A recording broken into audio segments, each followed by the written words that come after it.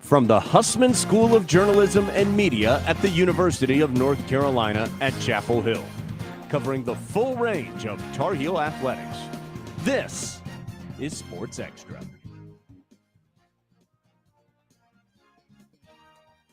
With a spot in the big dance on the line, Carolina's men's basketball might have to win out. Welcome to Sports Extra. I'm Jasmine Baker. And I'm Caitlin Schmidt. Thanks for joining us.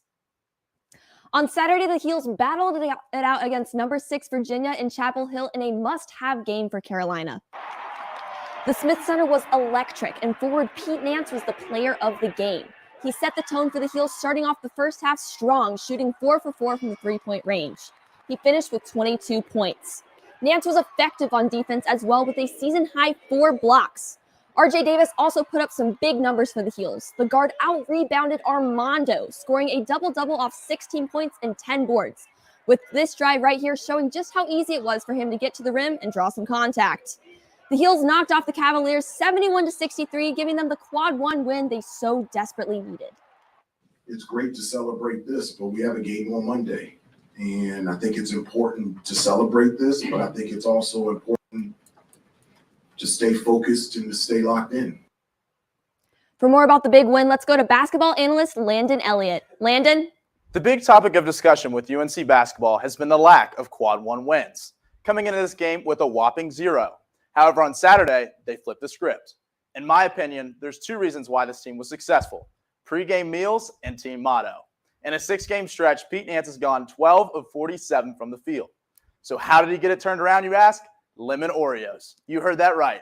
Rumors have escalated that Nance has had a craving for lemon Oreos, and Hubert Davis went to the grocery store personally to give Nance a package of the Fresh Snacks pregame. Well, it turns out Coach Davis's grocery list worked because Nance had the hot hand. Nance went 4 for 4 from behind the arc and shot 70% from the field.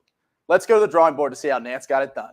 So Carolina is a team that wants to get back quickly in transition. Leaky Black has the ball, and Pete Nance is wide open because Amon Franklin is late getting back on defense, and Nance is going to be wide open in the corner. And this is something he hasn't been getting done the past 6 games, knocking down those open threes, and bang, he puts a little lemon cream on that shot, walks away with some confidence. Next play, we have Pete Nance, and he's going to do a little screen handoff to Caleb Love, but Caleb Love is not open. So Nance says, you know what? I had lemon Oreos for this game. I'm going to take this shot, and he's going to knock it down right before the half to put the Heels up by 16. I think every UNC fan should be lining up at Harris Teeter to get Nance some more sweet treats after that performance. Not to mention, RJ Davis came up huge on the boards and got 10 rebounds. So I think his pregame meal was a Mondo burger, because Armando, all he does is get a double-double night after night. Another reason why UNC was successful, team motto. The team decided that their slogan was going to be Hakuna Matata, which means no worries in Lion King language. Let's see on one play where UNC had no worries. So on the second possession of the game, Leaky Black is going to hand off the ball to Caleb Love in the corner. Love's going to stand down as defender. And what does every UNC fan think right here?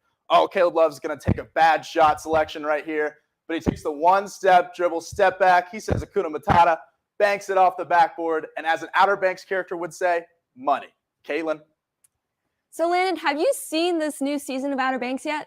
I have, and Armando was great. His 5 seconds of glory was absolutely awesome. And how far do you think this team can go in the postseason when the Heels are at their best? With a combination of pregame fuel and team affirmations, I can see this team going a long way in the postseason. And I don't know about you, Caitlin, but I think before my intramural basketball games, I'm going to start eating lemon Oreos. Landon, I don't know about that, but thank you. With a win against Duke already in the books, the women's basketball team traveled to Durham Sunday afternoon, hoping to sweep the wrong shade of blue. The Heels trailed the Blue Devils for much of the game until the third quarter. Deja Kelly passes to Malu Shuntingay, who makes the shot to tie the game. It remained close with Duke, leading 34-29 with less than 9 minutes left. Then, McPherson's passes to Kennedy Todd Williams, who makes this 3 to tie the game. UNC ends the game on a 10-3 run to win 45-41.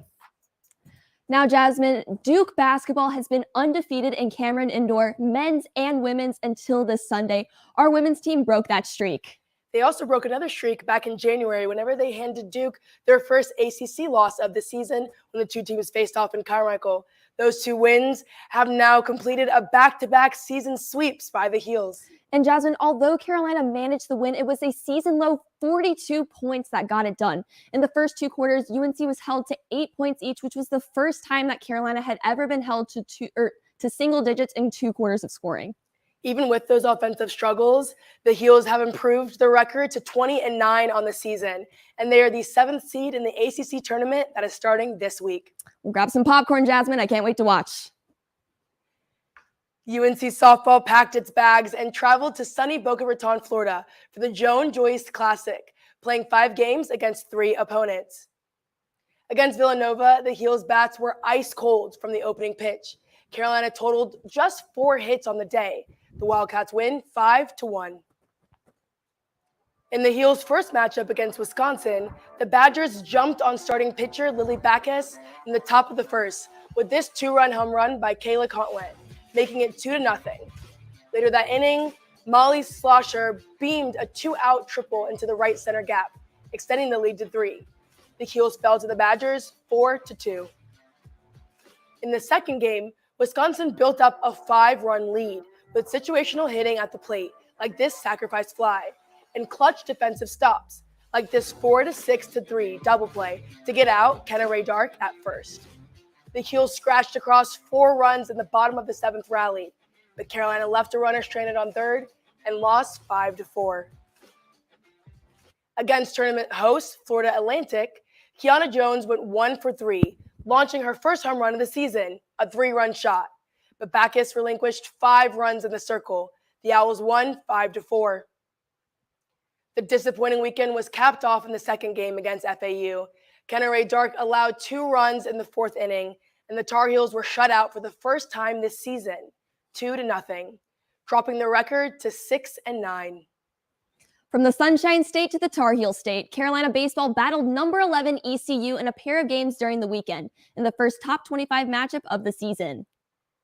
It was a pitcher's duel through the first 6 innings Friday night as Max Carlson and ECU's Trey Savage exchanged blows on the mound, combining for 17 strikeouts. Carolina carried a 1-run lead into the 7th, breaking the game open with this 2 RBI double lined into the left field gap by Colby Wilkerson. But with Carlson out of the game, the Pirates terrorized the Heels bullpen, plating 6 runs in the bottom of the 8th and taking a 6-3 lead. Carolina's lineup strung together hits in the top half of the 9th, and this Mac Horvath RBI double, one of his 3 hits on the day, pulled the Heels within 1 run. With 2 outs and a runner in scoring position, Tomas Frick had a chance to tie it, but his fly ball fell short as Carolina dropped its first road game of the season 6-5.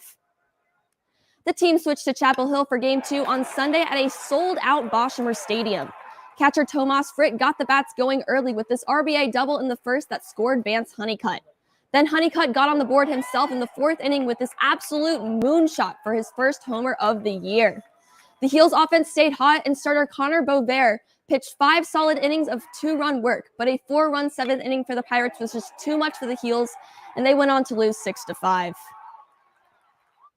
Now, I'm a firm believer that you improve the most through failure, even though it sucks, because losing sucks. But when you lose, you start figuring out some things, and guys learn how to bounce back, and that can help your team. The Heels hope that they can get better performances out of their bullpen in the coming series to match their hot offensive start. The men's lacrosse team took Syracuse to take on the Orange for another top 20 matchup. The first corner was back and forth with plays like this quick pass for a top corner rip by Logan McGovern, one of his 8 points of the day.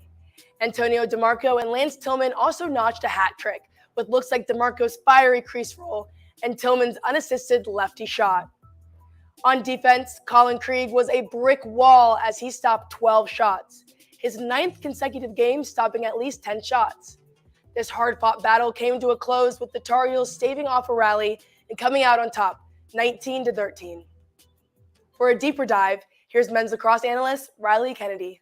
Jasmine, UNC made the journey up I-81 to play Gary Gates Syracuse Orange on Saturday. Coming off a combined 16 goals in the past 2 games, UNC brought the offensive fire with 19 goals against SU. 2 takeaways from Saturday. Number 1, winning the ground ball award, something UNC won 36-22, something that Joe Bresci preaches every day. Spallina, the number 1 recruit coming in, he's got his guy hung up at X. Now, Curse is going to go behind and try to get the ball, and Ty English is just going to deflect it, right? The ball's going to go on the ground, and Spallina has an option. He's right here. He's got to read. Where's this ball going to go? There's a one-on-one matchup. 2 pulls for Syracuse, or for UNC, are going to go behind and try to get this ball. Paul Barton's going to come in, and he's going to strip him, scoop up the ball, and he's just going to get it up. I mean, this is something you need to have the ball if you're going to win college lacrosse games. They get this ball up, outlet it, and they end up scoring a goal on this possession. My next takeaway is stretch shooting from the outside, something that UNC does really well. Syracuse has to defend this better. Tyler Schwartz gets the ball from the box. He's just going to do a simple hitch and sweep. You're going to see it right here. He's going to sweep and go to the right. And if you're Tillman, you just have to mirror him, right? He's just going to go down here, and the Syracuse defenseman doesn't step up. If you're Tillman, you just catch it and rip it. He's going to change planes, low to high, and rip it on the goalie. This next one, again, it's just stretch shooting. He's going to get Max Rosa hung up at X. He's going to go to left and just play tic-tac-toe lacrosse. Welford's going to sit here. If you're a Syracuse defender, you got to go out, right? These UNC guys are just stretching the Syracuse defense. Tic-tac-toe lacrosse. Welford's going to change planes, high to low, finish 5-hole on the goalie. Something UNC did well, so good in the game. In a loaded ACC conference this year, starting off 1-0 is exactly what the Tar Heels needed. Riley, UNC has a big matchup coming up this weekend against Denver. What do they need to do to secure this victory? Jasmine, I'll tell you what, UNC has to spread Denver out on offense and make them play the width of the field. Syracuse played really far out on Saturday. If UNC can win their one-on-one matchups on the outside, they will definitely beat Denver. That's our men's lacrosse analyst. Thank you, Riley. It's safe to say the UNC women's lacrosse team seems to have forgotten how to lose games, and that trend continued on Friday as the Heels took on Virginia Tech in Blacksburg to open up conference play. In typical fashion, Jenny Levy's squad scorched the opponent in the first half. Virginia Tech transfer Sophie Student scored this goal against her former team to ignite the Heels' first half scoring spree. UNC added 6 more goals and headed into the half with a decisive 7-2 lead. Caitlin Wurzberger led the way for the Heels and capped off an impressive hat-trick performance with this goal to keep the team's foot on the gas in the third quarter. The Hokies' late game comeback fell short, and the Heels took the win 10-6, giving them a 70-6 record against ACC opponents. It wasn't pretty at the end, but a win is a win. Let's go to Caroline Jaffa for more. You know the Heels are good, but as the season goes on, each individual player will need to step up and prove that they're great. Against Tech, immediately the Heels built up momentum and threw the Hokies off. Because when you're playing against UNC, you got to be smart. Meaning, if you're planning to double team one of Carolina's scorers, you can't forget about who you're guarding. Senior midfielder Nicole Humphrey isn't a starter, but before Friday's game, she just had 1 goal this season. Here, Tech started off man-to-man pretty securely. You could see that everybody's pretty taken care of on the team. But Marissa White has been a huge threat, and the Hokies realize it. So Hokies Lauren Render and Jordan Tilley realize that they need a double team up on White, which leaves Humphrey open, and Caitlin Wurzberger takes advantage of the opportunity. She then receives a completely open pass from Wurzberger for a perfect goal. You can see it better on this angle right here, and you can realize that this is the moment that Tilley and Render know that they can't leave a Tar Heel open no matter what. Leave it to Wurzberger to put on a complete show for us who are watching back home in Chapel Hill. It wouldn't be right to do an analysis on this game without speaking about Carolina's only unassisted goal. Crafty is the term the announcers use, and I think it's pretty perfect. She doesn't see any Tar Heels open, and she usually goes to Riley Casey, who's her go-to, but she's getting guarded pretty intensely. So instead, Wurzberger uses her versatility. She sees the field. She uses her footwork and technique to spin off Virginia Tech's Mary Griffin. And look at this shot to the top.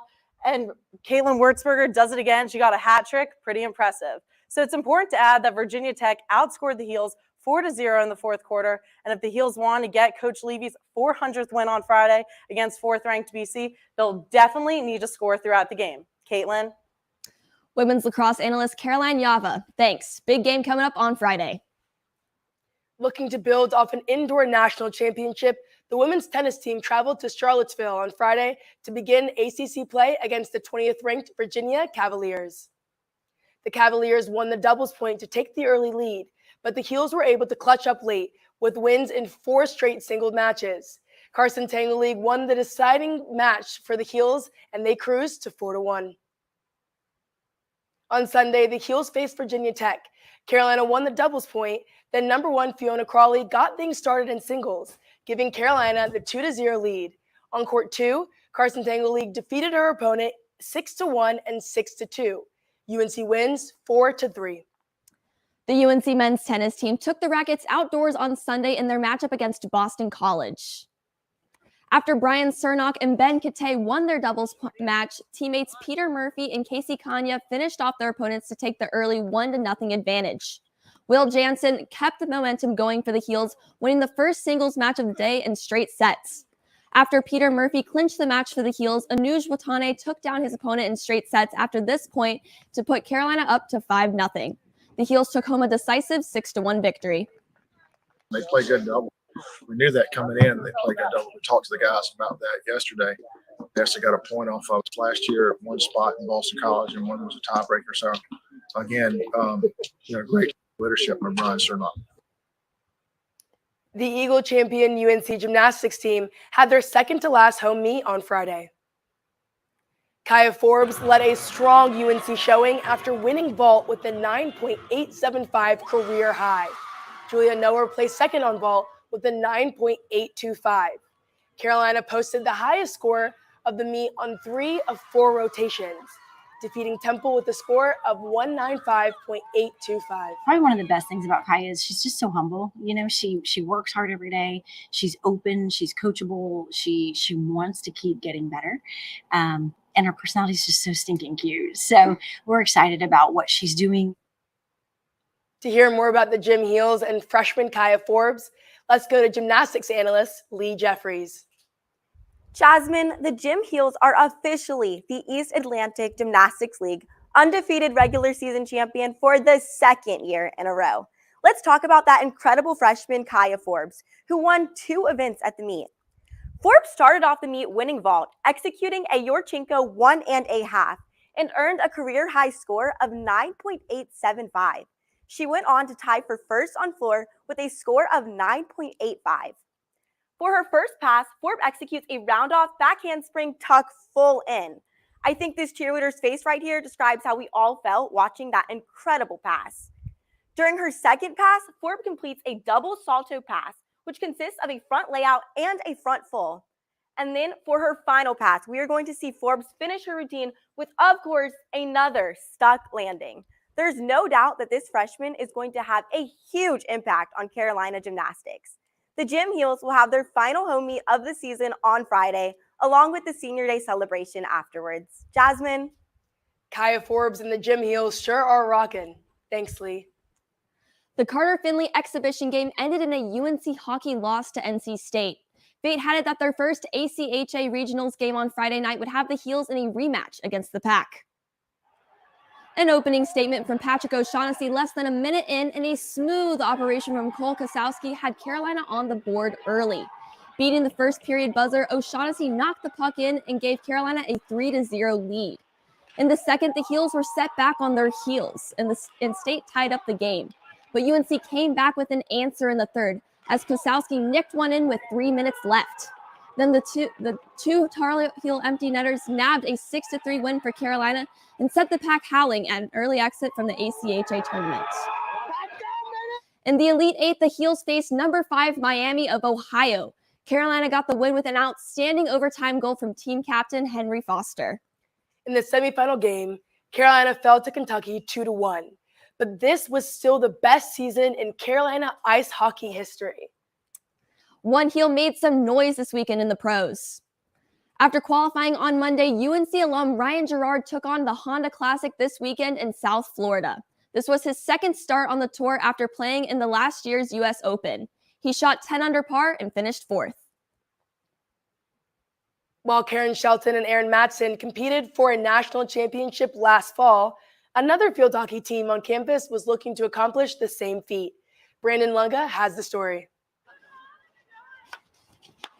On Tuesday and Thursday nights, a national championship winning team practices at Karen Shelton Stadium. This group is the Carolina Club Field Hockey Team. While playing on the club level, the players embrace the expectations that come with UNC field hockey and feel pride every time they walk on the field. UNC is the field hockey school. So to even play it on this field amongst all of this is an incredible opportunity.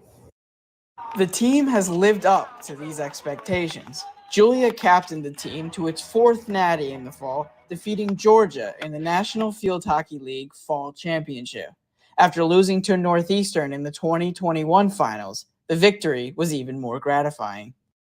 This year, our main goal was to make sure everyone felt like they were a part of it. If you came to nationals, you were meant to be on that field, and I think the energy was there. So it made it all the sweeter that we had a fun weekend. Augustina Ferrario and Juliana Stein are entering their first semester as captains. They're ready for their new leadership roles and look to continue the program's success. Want to continue doing that some of the past captains have done, and just like kind of being able to give that same experience that I had to the new players and making them love it as much as I do. The Tar Heels expect to compete for their 5th natty in the fall. I'm Brendan Lunga reporting. It's so impressive that UNC can have such success at the D1 and varsity sports, but also as the club level as well. Jasmine, I completely agree. And speaking of which, some of Sports Extra's own have been working on a documentary highlighting the 2022 National Championship season. It's called Play Today, and it premieres this Thursday at 7 p.m. and this Saturday at 1:30. Well, I cannot wait to see the perfect season unfold on the big screen. Me neither, Jasmine. That does it for this edition of Sports Extra. We'll be back on Friday with a preview of another big weekend of Carolina athletics, including the monster matchup with the Dukies.